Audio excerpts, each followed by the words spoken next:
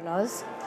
We have a really, I would say a powerful panel today with us. We have Lucia, who is with the OECD. She runs the policy section of the OECD and for small and medium businesses and for female founders. We have Barak, who's flown in from Istanbul, who's very active with women entrepreneurs. She has a fund that is created with 22 very powerful businesswomen in Turkey that she is hoping to grow. And we have Elmira, who's here from New York, who's written, is a female founder herself, who has created an organization for women empowerment and has written a book about entrepreneurs from the other side. I'm going to have each one of them first talk about themselves. A bit of an introduction to myself. My name is Latika Pai. I lead Microsoft for Startups for the Middle East, North Africa, and India. I think all the most exciting countries in the world to help with startups.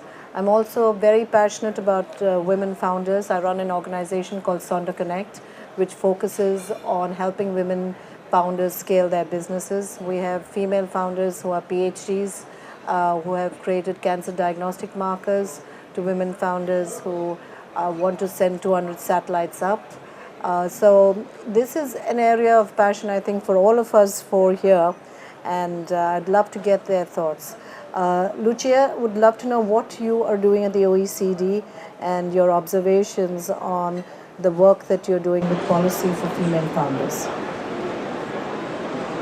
Thank you very much. Thanks for coming here to listen to our conversation. At the OECD, I'm heading the division on SME and entrepreneurship. It covers a large spectrum of policy areas that are relevant for SME and entrepreneurs, from regulation, access to finance, skills development, digitalization, an increasingly important area also for female founders. We do work with policymakers, mainly with governments, as well as the broad range of stakeholders that are in the SME and entrepreneurship policy space. And in particularly on women entrepreneurship, we have started, now it's about 8 years ago, a program that is supported by the European Commission, but has a global reach, on what we call the missing entrepreneurs. That is to say, the potential entrepreneurs or the actual entrepreneurs that however are not performing to their best due to different types of barriers and obstacles. So we look at youth entrepreneurship, female entrepreneurship, migrants, refugees, and other disadvantaged groups. So we collect evidence. We are an organization that has as a mission that of promoting evidence-based policy, so enabling policymakers to decide based on facts, on evidence, to evaluate their policies as well. And so we collect evidence of trends in entrepreneurship by these different groups, analyze barriers, challenges, and then work with the policymakers in identifying good practices as well as what does not work or is not producing effects in policy. And to do this, we think that engaging with the actual entrepreneurs and the investors, the founders, is absolutely central, as policy need to have this continuous feedback with the actual final beneficiaries of the policy themselves.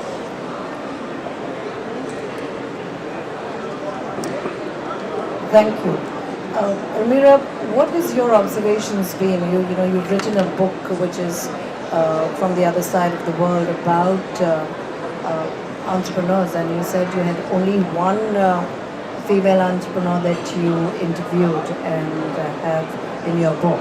So it'd be interesting to understand why there's only one and what your observations have been. Sure. So I am the founder, as Latika mentioned, I am the founder of an organization based out of New York City that's focused on empowering women, making sure that they're out there in the newspapers writing op-eds, but also as experts on television. And then I wrote a book that came out in 2015 that profiles 7 entrepreneurs from 7 different countries around the world, including India, Turkey, Pakistan, Russia, China.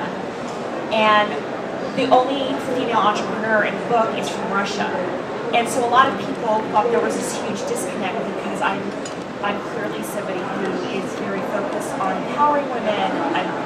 I'm definitely a feminist. Why was there only one woman profile? And the reality is, when I set out to do this book, the focus of the book was really to talk about how entrepreneurs outside the United States start businesses, overcome obstacles, and take them to scale. And I didn't want this to end up being just these huge stories, these anecdotes for people in the United States, because I actually think that one of the reasons I wanted to write this book is to actually shatter the stereotypes that we in the West have about who is an entrepreneur. An entrepreneur is not a white guy wearing a hoodie, working out of Silicon Valley. But my challenge finding these entrepreneurs and the criteria that I was using is that they needed to have venture capital funding and that their enterprises were able to go to scale.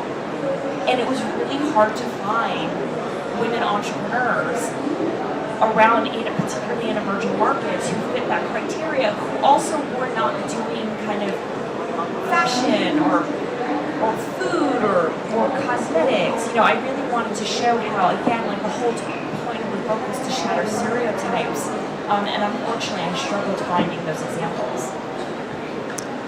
That's interesting. I was in Istanbul on Saturday and had my first, I would say, introduction to the ecosystem there at Barak. And the good news, maybe this is coincidence, but I was really happy that of the 3 startups, all technology startups that I met, of the 3, 2 of them had female founders, and both of them came from a tech background and computer science.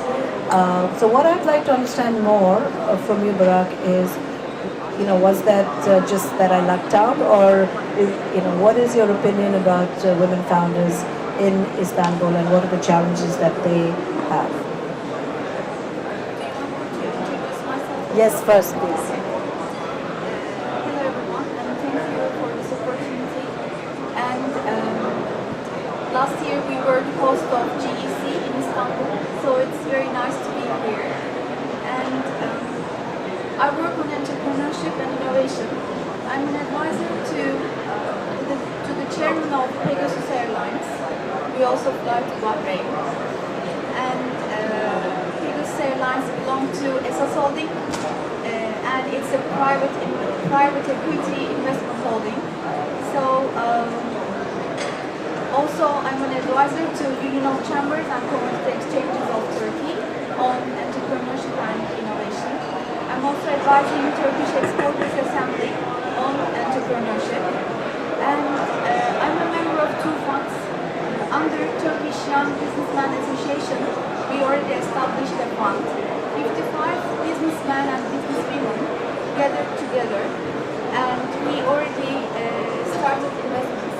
The first fund we completed, and then we already established the second one. We started our investments. We already did one on fintech. And with Young Entrepreneurs Board under Union of Chambers, we have 10,500 members in 81 provinces of Turkey. And under Women Entrepreneurs Board of Union of Chambers, we have 9,000 women entrepreneurs in 81 provinces of Turkey. So this is one of the largest entrepreneurship group, or you say community in the world. So we are trying to foster entrepreneurship and increase the number of role models. And finally, I started to produce and anchor a TV show on women entrepreneurship in Turkey. So I invite role models, successful role models, and ask them about their stories, how they started, how they failed, where they failed, or what their vision is. Are they planning to go global? And Leticia, what you told about the Turkish Women Business Association Investment Fund. We gathered 22 women and started a fund to invest women entrepreneurs. We already did 2, and the next round will be next month. So, Turkey is challenging many problems right now, as many countries do. But I think instead of saying we have problems, we need to find solutions as well. So, trying to foster entrepreneurship, especially women entrepreneurs, we need to, have more funds. We need to have more TV programs. We need to have more role models on the stage. And saying to me in English, the equal workforce, the ratio of workforce of women in Turkey is 34%. And if we are successful in increasing the percentage of women entrepreneurship and women employment rate to 63%, the GDP is going to increase $250 billion. It's a huge economical empowerment. This means we need to empower women, and we need more women entrepreneurs in Turkey and everywhere. Thank you. Thank you, Barak. I think this is a great segue, Lucia, for you, because if you are really formulating policy for women entrepreneurs, what are the 3 things that you believe each government, typically when you write policy, it goes into about 100 pages and you forget what the real point is, right? So, but if, in your opinion, if you were to advise a government and say that these are the 3 things you should be doing for promoting women entrepreneurship, what would be those 3 things? I think that the 3 things may be related somehow to the leakages in the pipeline that goes from potential for women entrepreneurship to women entrepreneurs that actually grow, like accessing the venture capital and are able to scale up. So what are the leakages in the pipeline that we see? The very first and basic one is there are not enough women entrepreneurs. So it's really an issue of critical mass. For many women around the world, still entrepreneurship is not considered as a career option. It's not in the expectations of their environment, so it's not a choice being made. This is not to say that all women should become entrepreneurs. This is not the case. But still, if we look at self-employed people, for instance, around the world, men are twice as likely to become self-employed.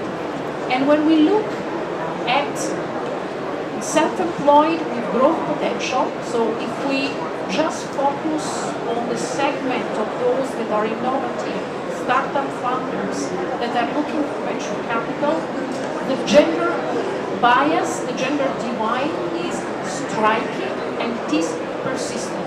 It has not changed over the last 2 decades, in spite of all policies and efforts. We are talking about something like the best country in the world, being the United States, with women representing 15% of the innovative founders. Other countries like Japan, women represent 5%. So these are numbers that tell that, in spite of the fact not all women should be entrepreneurs, certainly there is an untapped potential. So first of all is policies that look more generally at fostering women entrepreneurship. And here I agree very much with the comment by Barak on the role models. Promoting a vision, a positive vision of women in entrepreneurship, and this is defined that role models can be incredibly powerful ambassadors of female entrepreneurs. We see that many countries have put in place networks of ambassadors, meeting with young entrepreneurs or with girls in schools and boys, because it's a matter not just of women, it's a matter of society, so it's really a potential that is out there. And then, so first is investing into a positive attitude, a positive vision of women as a team. Second, I would say, is enhancing the growth potential of women that are in business. Because another aspect that we see is that the quality and the growth potential of female entrepreneur businesses tends to be lower. They tend to be less connected, to create less jobs than businesses that are created by men. So fostering quality means training, targeted training for female entrepreneurs, mentoring. Mentoring is proven to be also a very powerful instrument, of course, with an attention on the matching, on a good matching in the mentoring programs, networking, enabling women to access networks. We know that it has become relatively trendy, and we see some rationale for programs like accelerators, business incubators that are targeted to women. I mean, there can be a reason for that, for enabling women also to overcome some challenges related with attitudes that they perceive in their environment, including the financing environment. And so, while there is a rationale, we think that however it would be important that these female networks should not become a ghetto. So there should be bridges towards mainstream services to ensure that while some specific barriers are addressed, it does not become an only female networking and it becomes just confined to issues related to gender equity rather than business opportunities as well. And third, as you asked me, three, is collect data, monitor, evaluate. We have too many programs that are put in place and that are maybe dismantled after a few years, and there is no proper evaluation.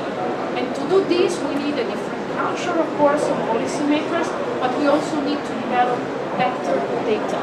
So at the OECD, what we are trying to do is also to encourage government, statistical offices, and all those that are in the ecosystem of entrepreneurs to collect better data and gender disaggregated data. Sure. So I wanted to just pick up on the last point that Lucia made. I think data is really critical.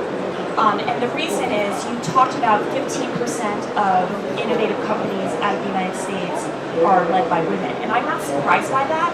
And I always tell people, there's this perception in the United States that we have such gender equality and that women are treated on this equal level.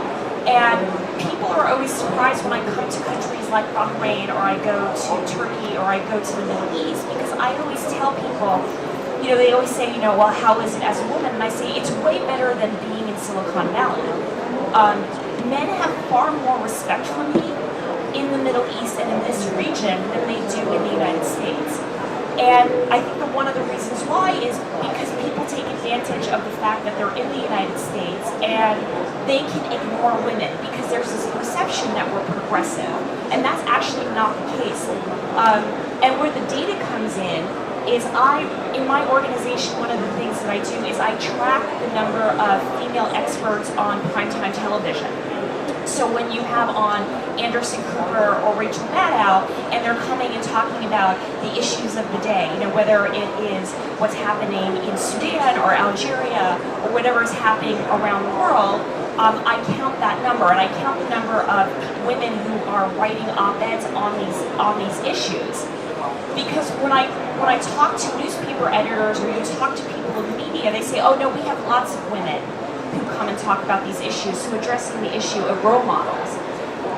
I count the numbers, and the numbers from the New York Times, the Washington Post, the LA Times, and the Wall Street Journal for last year were only 25%. And when you show them these numbers, that's when they say, oh, I didn't realize the numbers were so bad.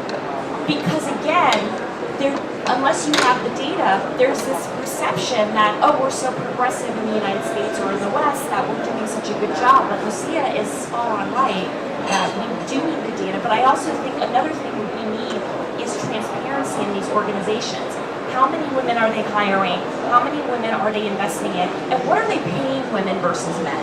Because I also think that this is a very big issue. If companies are not transparent about how they're actually treating their employees. So every time I'm on a panel with talking about women entrepreneurs, I'm not sure whether I go away feeling positive or I just kind of shake my head and saying, is there really anything that one can do about it, right? Because it's the same thing that's been happening. But having said that, my background is I've been a female entrepreneur for 17 years. I've had 4 different stints in entrepreneurship. I raised money way back in 2003, $4 million, built a business, exited, then started a social enterprise which I crashed and burned and started again. I must admit that personally I did not have a challenge in raising money because I was a female. The challenge was, again, the economic conditions at the time in India, and I think the challenge also was the fact that you needed to have a really strong business plan, and that's what I had to work on. So I think the reality is that it's a bit of both. That there is definitely unconscious bias that happens, when women go in terms of trying to raise money. But I do also think that women, tend to be that much more diffident when they're going in and trying to raise money. So the mentoring that Lucia mentioned is extremely critical. I think the ability to bring the confidence back into female founders, that they are able to raise money if they have a good business plan, is extremely relevant. I think there's money that is available. So I do think that there's money that is available. What's missing, and I think is the good old boys network, right? That's something that is missing. Today, if you went to a particular school or you played, field hockey or football with your soccer buddy, and you call your buddies and say, hey, I have a business plan, will you fund me? Your soccer buddies or your fraternity brother is going to find you that money. Women lack that. I think the networks are what we lack. The ability to stand for each other is something that we lack. The UN, brought out a program which said he for she, and last year on Women's Day I said, more than he for she, we need a she for she, right? We need to all come together in terms of supporting one another, creating that network, and not necessarily being worried of being accused of being a feminist because you support other women. I think men don't worry about the fact that if they support their friends, that they're going to be accused of saying, hey, you're so chauvinistic, right? They still go ahead and support their friends.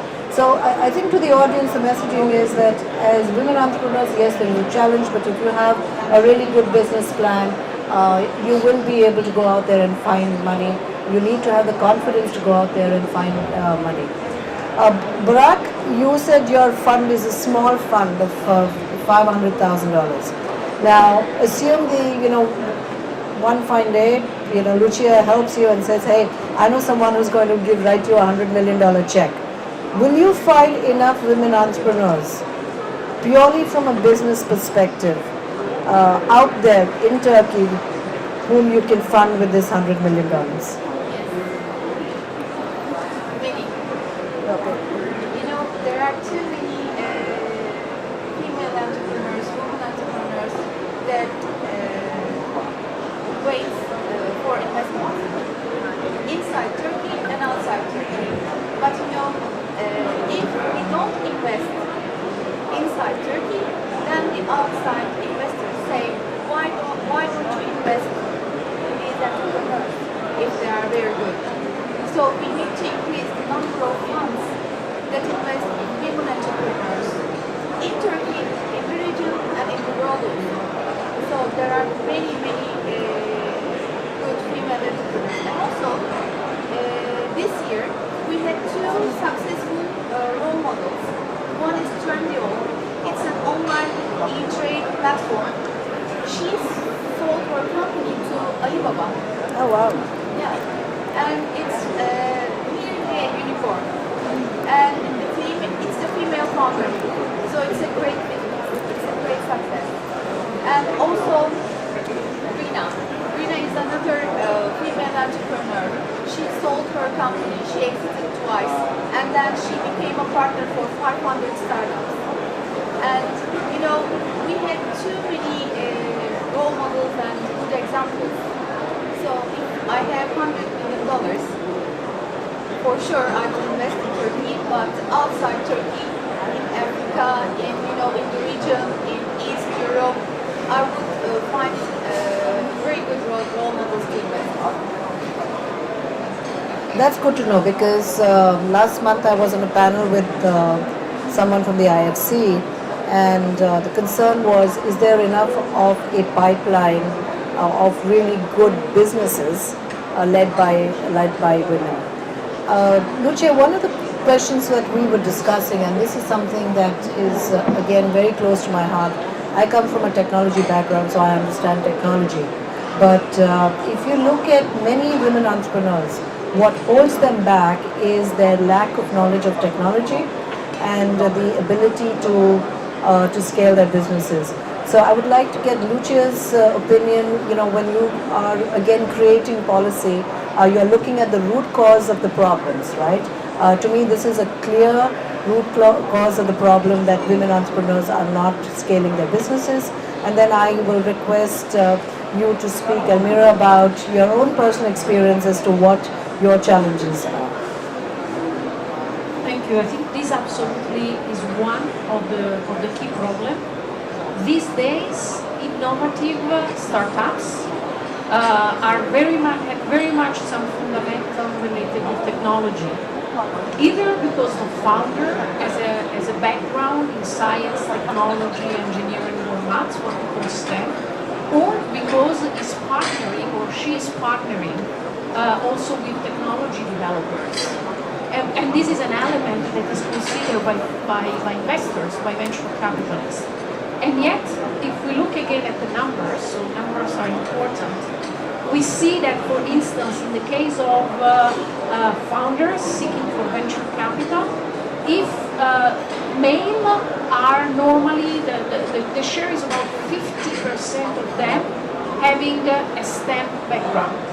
So an education that relates somehow to technologies, engineering, maths. In the case of female, this is down to less than 30%. There are some colleagues at the OECD that have taken these numbers and have looked at the likelihood of accessing venture capital.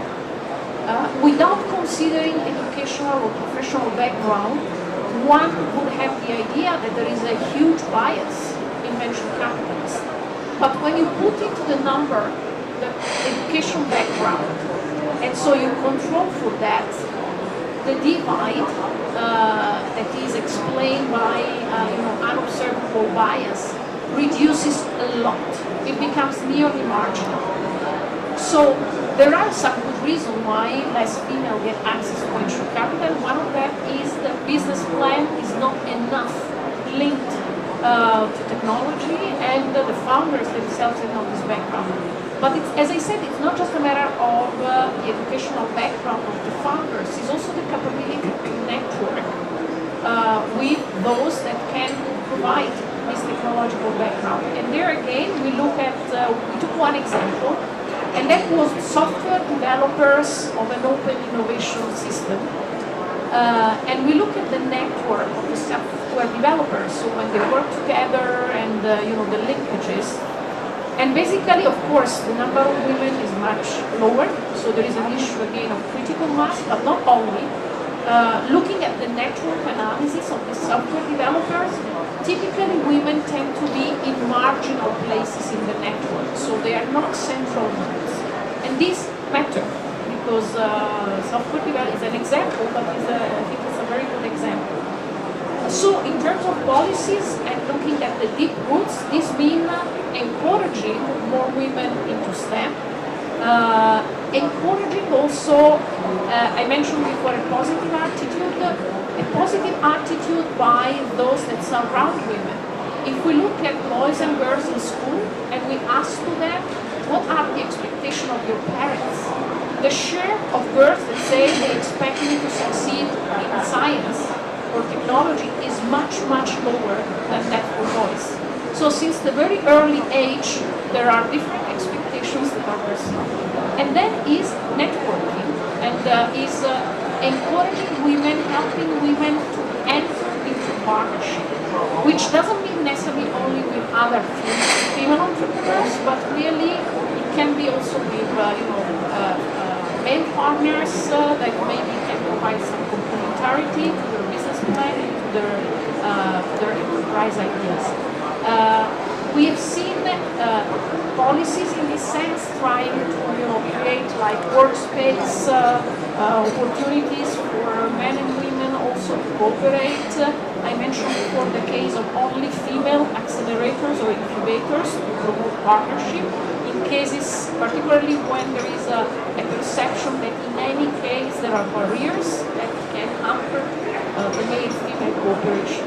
So partnership, I think, is another of the areas that can help overcome one of these challenges. Sure.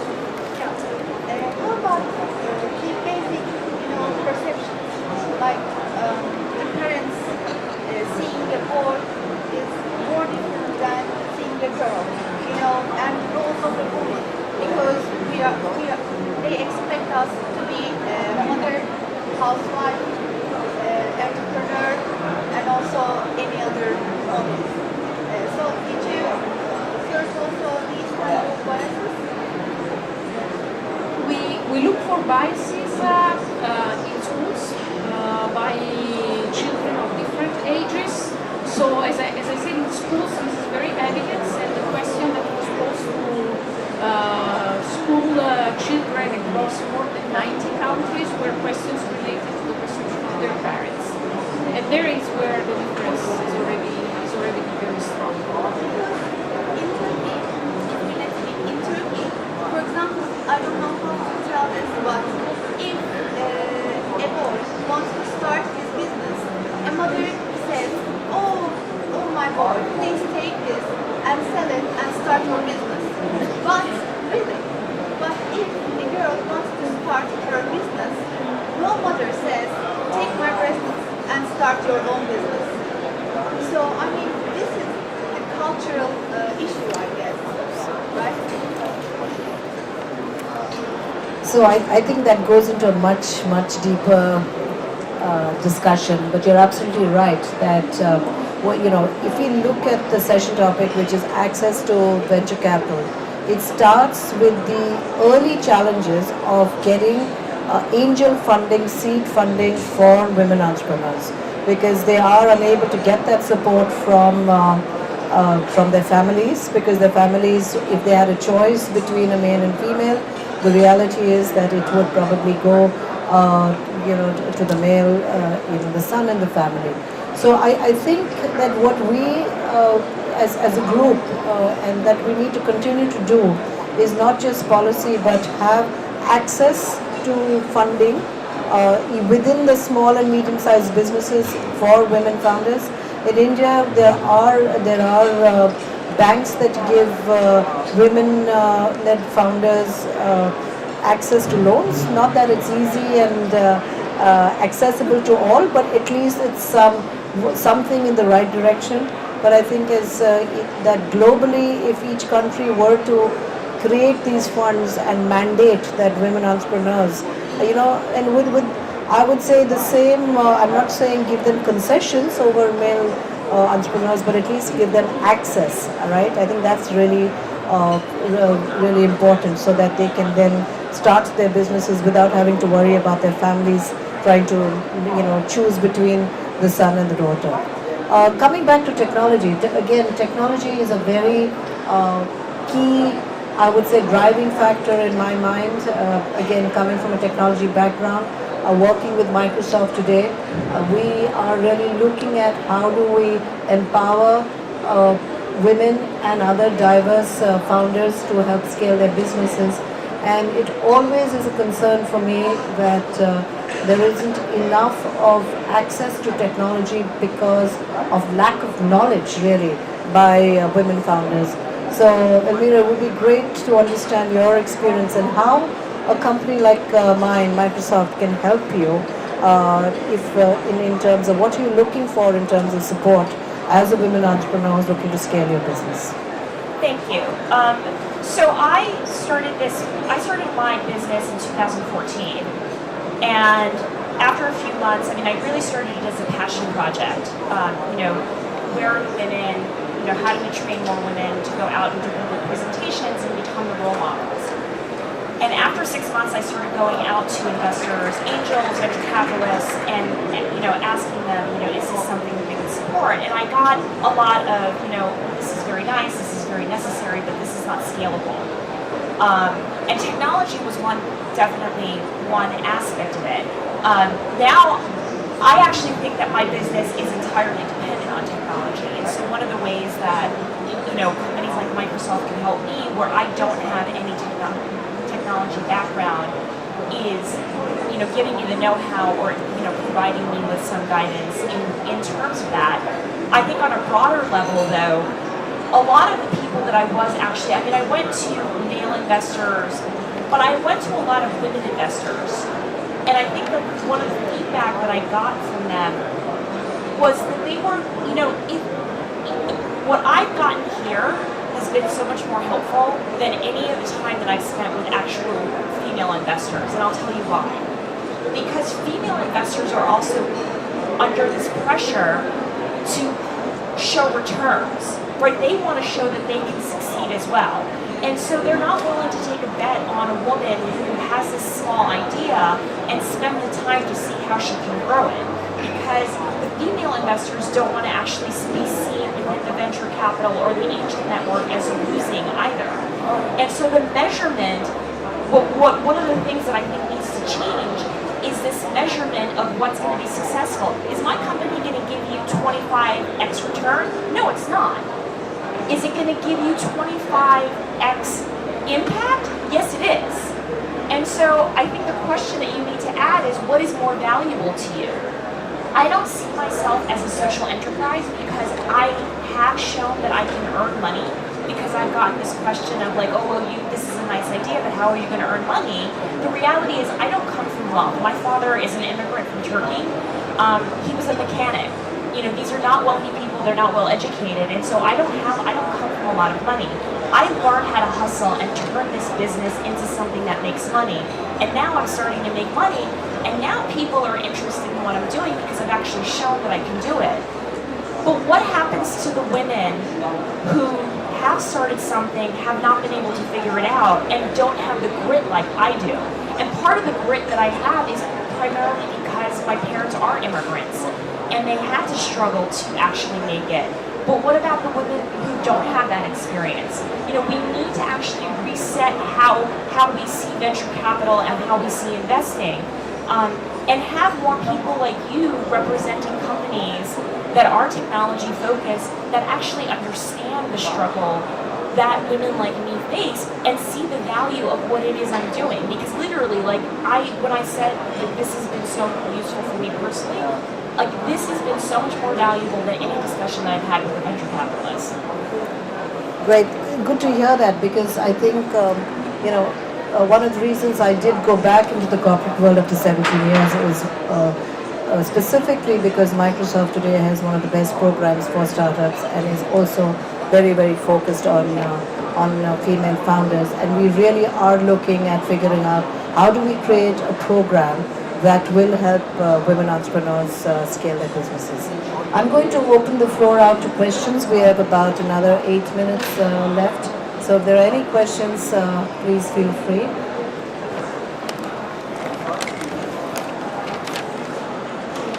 Hi, my name is Haladi from South Africa, and we don't have a lot of the venture capital money. How do one start? Are you available to mentor? We have a little bit of a fund, but it's very male dominated, and as you know, more than 90% of South Africans are black people, but the money sits with few white males. How do we, even start when you don't have the knowledge? Lucia, you want to?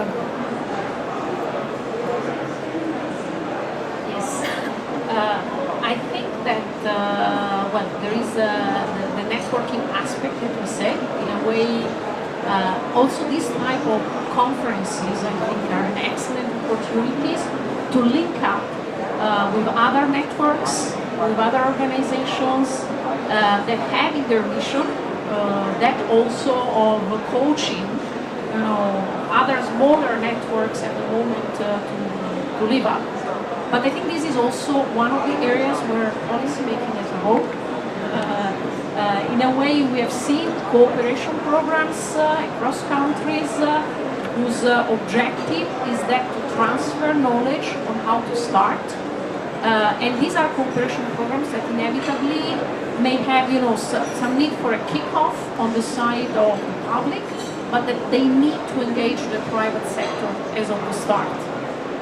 So where maybe, venture capitalists from countries, we've seen from OECD countries, as part of the development cooperation program with emerging economies that help these networks, this transitional network to set up. I think that coaching is absolutely central there, because you said, it's really a matter of, starting something totally new, to kicking off. So the public can play a role, but I think it can also be some grassroots movement as this global entrepreneurship network. So finding the right connection and those organizations and networks that having their mission that of helping creation of networks in other countries. I would definitely be open to introducing you to my counterpart who manages Africa, and figuring out how we could include you into some of the programs that Microsoft has. But I think you should probably, chat with Barack, because what each country needs to do, or even each community needs to do, is to find a set of like-minded people, right? Even if it's small, don't be discouraged. Find a set of like-minded people, men and women who have the same agenda, and you'd be surprised. In the organization that I run, Sonder Connect, I have both men and women who are part of the organization. The men have daughters. They're very anxious about their daughters and as to what their futures of the daughters are. So start small. Don't try and solve world hunger day one, right? In your own community, get 5, 10. That's how I started Sonder Connect. I started with 4 like-minded people, and today we have a phenomenally powerful organization in India with a lot of people who are willing to now come in and volunteer their time. So start small, create your own community, find the people. Happy to give you access to folks at Microsoft in South Africa, and bring you into some of our programs there. Thank you. I have several questions. So I've been an entrepreneur for several years, but I have this maybe fear, and it's out of maybe it's out of ignorance. But today in the plenary session, they were talking about having 50% of something big rather than 100% of something small. So with investing, are you giving out control, and how can you tackle that mindset and that idea? Because I think that's the fear of the giving out some percentage of your company in exchange of funds, and how do you make sure you get to that, you get to your promises? Because that's one of the biggest fears for women, is that we make sure we actually promise what we can deliver. We're afraid of over-promising. So this is question 1. So question 2, I think this is for you. What are the elements that can help an entrepreneur shine in front of an investor? So if we tackle number 1, number 2 is how can we shine in front of an investor? Number 3, in the sea of options when it comes to technologies and I get like a million emails in my inbox about solutions, and I ignore them, So how can you choose the best thing for you? I know that might sound basic, but how do I find the right answers? So I'll do a quick response on 1 and 3 and then leave to Barak and Elmira. So number 1, raising money is always a double-edged sword, whether you're a female founder or a male founder, right?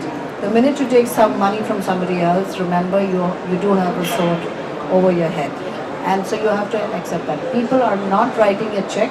Maybe if it's your dad or your family or your mother or uncle, you just say, okay, go do what you have to do. They're giving you money because they're expecting returns back. So there is that level of expectation. You're absolutely spot on that, when I meet male and female, co-founders, I meet them separately and I say, okay, what do you value your company? The male founder, like just a piece of paper, nothing else, without a blink, say, my company is worth $20 million. I asked the female founder, so what do you think about what the valuation of your company is? The female founder said, maybe $2 million, right? So where is 2 million and where's $20 million?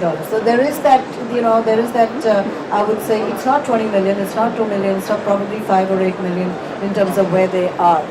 So I think that is that is the bottom line in terms of trying to actually figure out. So raising money is a completely different scenario, and I think you really need to be ready for what that means. I'm going to have you, since you train both. So my question is, what does it mean? See, that's I think where the fear between everybody who starts a company. I mean, this is right now I'm at my second or third company, and I've been at it for 8 years. And it's like my child, right? And because I've got this love for my child, I'm afraid to share it with other people. And the question is, how can I get over that fear? So you need to get yourself a really good business advisor to help you through that, right? Having done 4 stints, I would say the stints I made the most money was when I didn't raise money. But did I have scale as a result of raising money? The answer is yes. So you need to get a good business advisor who comes in and helps you look at your business and say, this makes sense for you to raise money, because if you raise money, you're seizing the opportunity and you're able to scale your business, right? That's the most important thing. Getting money for the sake of money is not going to help. You just need to know, what are you going to do with those funds? Is it really going to accelerate your growth? To me, that's the bottom line, right? If it's accelerating your growth, you can get into markets as a result of having the money, then take the money. This is regardless if you're a female or male founder.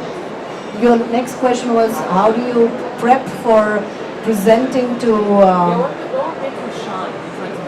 Okay, so... So basically, I'm so focused on the work that I'm doing, and I know my business better than anyone else. What I need to do is I take a step back and I say, okay, how does this look from the rest of the world, not from my perspective? And so when I'm going into an investor, I definitely put myself in his or her shoes and looking at what is important to him. So this is where you need to do homework on who it is you're going to pitch. Has the investor invested in, I don't know what your field your business is, but I'm in education media. Has this person done that? If he or she hasn't, it's probably me going to this person is probably not going to be very useful. So it's also very important to do a lot of homework and understand who it is you're getting in front of. I also take a bigger picture. So I'm very focused. So I think one of the mistakes a lot of entrepreneurs make is that they're very focused on the details of what they're doing, as they should be. But what is the greater impact and what is the greater picture? So people ask me all the time, what it is you do, and what I do is I run a newsletter, is like Skim. I have online workshops that provide mentoring and training for women in public speaking and in writing. But what does that mean? My greater vision is, how do we get more women in the White House? How do we get more women working on policies that impact the world, on climate change, on energy, on issues that actually matter to all of us, not just women, on the economy? How do we get more female economists? That's something that when I go and present, where I have been successful in raising money is through foundations.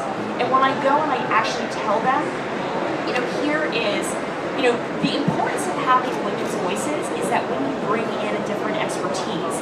And if we want to solve the question of climate change, if we want to actually solve the question of inequality, we need to have female experts at the table working on these policies. That really resonates with them, and I think that people actually take the time to spend with me. No. I had a question, and then we'll come back. Hi, so my question is, we touched upon female-only incubators and accelerators.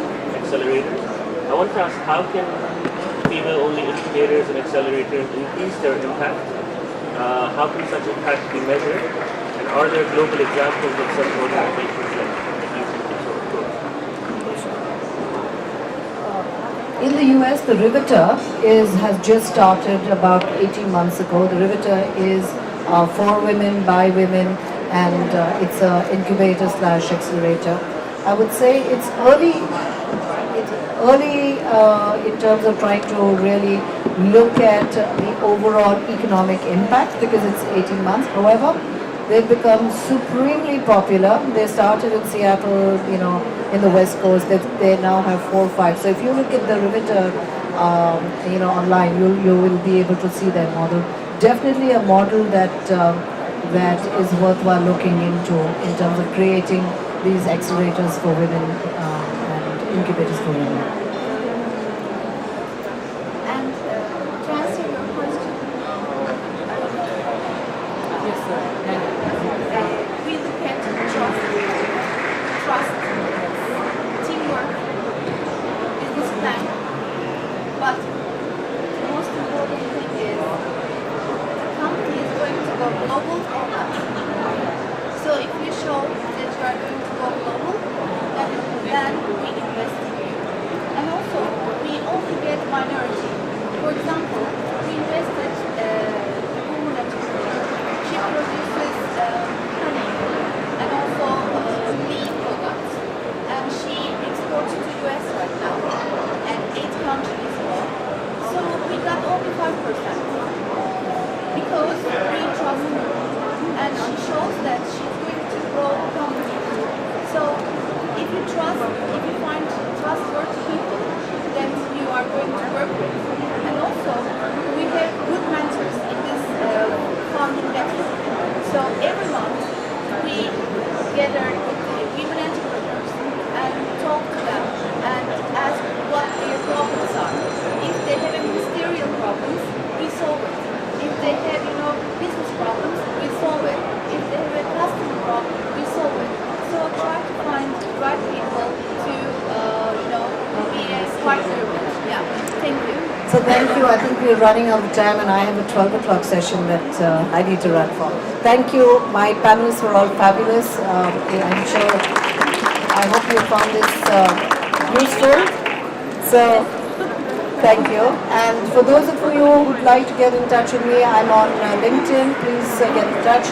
My email is lapai@microsoft.com. lapai@microsoft.com. Happy to connect with you. Thanks. Bye-bye. Thanks.